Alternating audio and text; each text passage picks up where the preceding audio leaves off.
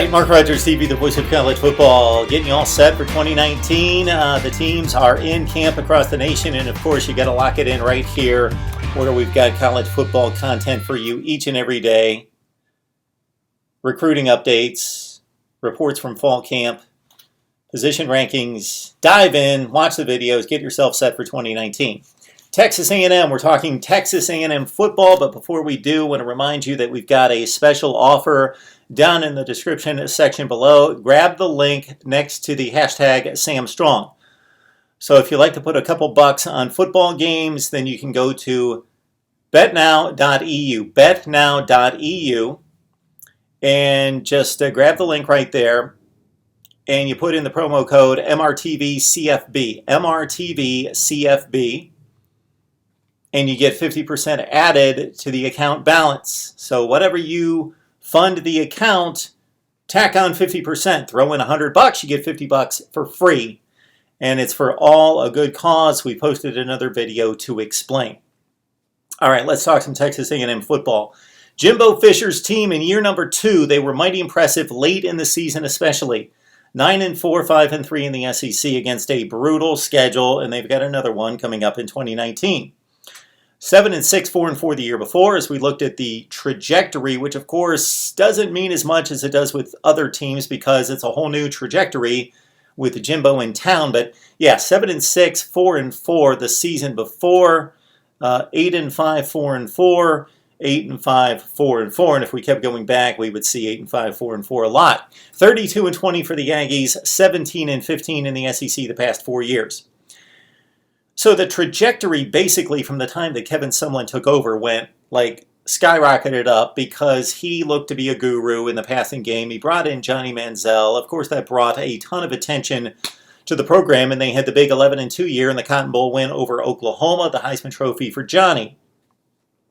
And much was expected. The recruiting took off, but they flatlined. They had a decent year, Johnny Manziel's second season at 9-4. Then 8-5, 8-5, 8-5, 8-5, 8-5, 8-5 after all those 5-0 starts. Well, despite the recruiting being much better than that, you don't expect to bring in top 10 to 15 classes and continue to go 8-5. So after a while, the recruiting started to dip, and the perception and the trajectory started to dip because after a couple years, the thought was, okay, they went 8-5 last year, but look at this recruiting class and the one before it, so they're ready to take off, and it just never happened. Yeah, so the recruiting was great, and now it was great under Sumlin. It started to slip. Now under Jimbo, it's getting better than it was under Kevin Sumlin. Guy's got a national championship. He knows how to bring players into a program. He flashes the ring, the whole deal.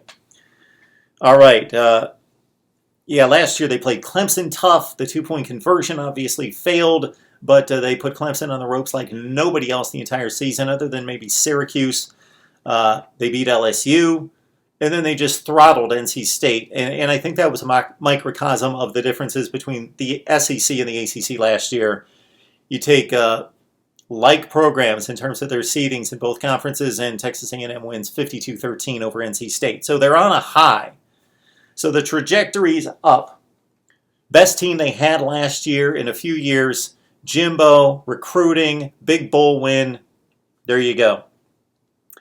The offense last year was one of the best in the nation overall. If you look at the stats, both the yardage at 472 per game, that's number 5 in the country, and also the S&P Plus was nice at 11th in the country, but they were so hot and cold. There were actually 7 games in which Texas A&M failed to score 27 points. In 7 games, that's over half the schedule. Kellen Mond at 57% completion with that wide receiver core. Okay, the kid had a nice season, nice development from freshman season to sophomore, but he's got to get better. 57% will not cut it. With that wide receiver core, I don't need to look at the drops. I don't need to delve too much into it. He's got an elite wide receiver core. And he had one of the best tight ends in the country who's gone, of course, in Jay Sternberger. 474 rushing, 4 touchdowns, and then he had the huge second half against Clemson. 430 yards passing for the game, 3 touchdowns, no picks.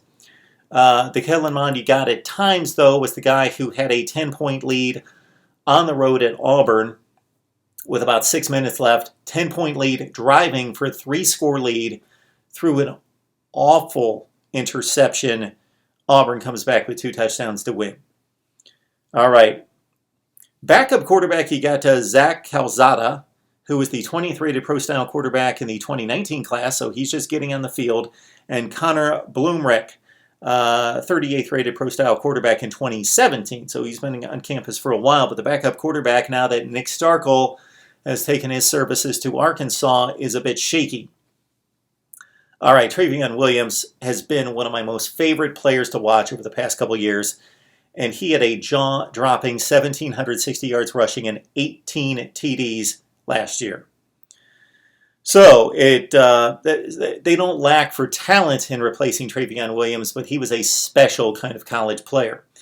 Sophomore Jashawn Corbin, 5.7 yards per carry, about 350, 400 yards rushing, would be the most likely candidate to take over. But you also have Cordarian Richardson, the transfer from UCF, and a camp where maybe somebody else will emerge out of the new guys.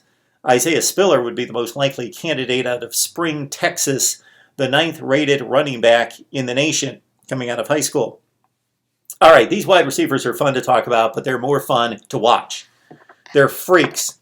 Ever since Mike Evans signed at Texas A&M, they brought in just tremendous receivers. Christian Kirk, obviously one of the best in recent years. The top 6 wide receivers are back. So that includes Courtney Davis, 45 catches, 7 touchdowns.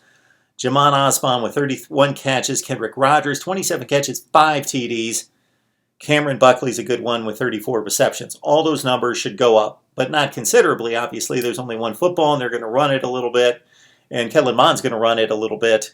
But those guys are going to be in the 60, 50 catch range this season.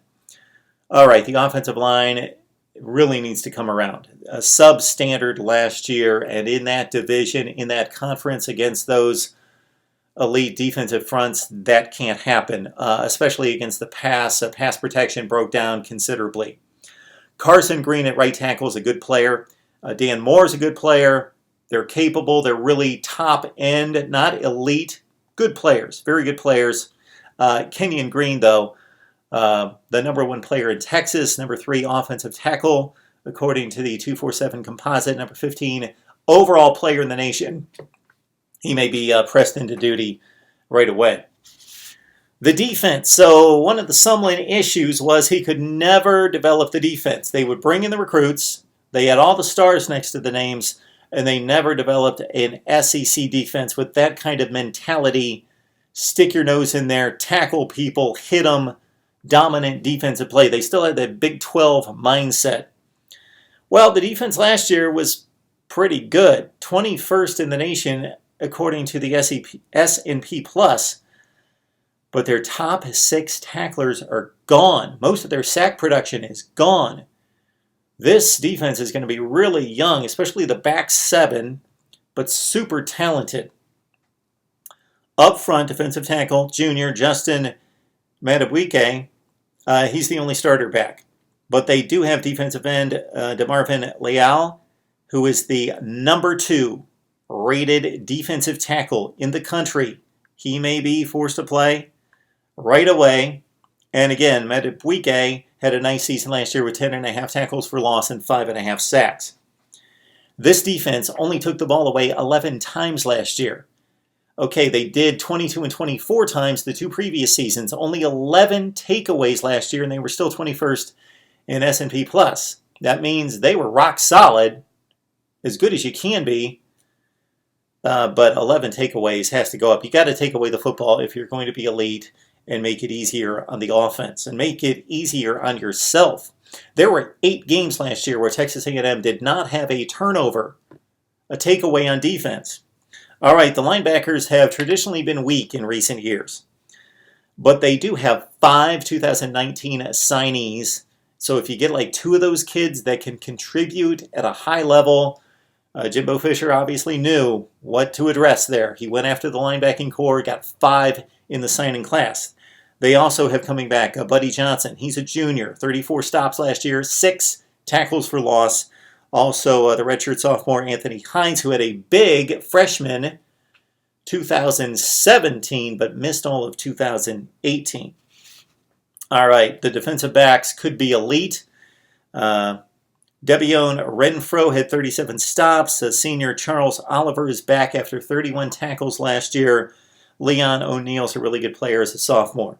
And there's others to talk about. The recruiting class, again, is going to have to factor in here. The 2019 class with Brian Williams and Damani Richardson, the 6th and 7th rated safeties in the nation, coming to Kyle Field, College Station, probably pressed into duty as at least backup guys that will get meaningful minutes.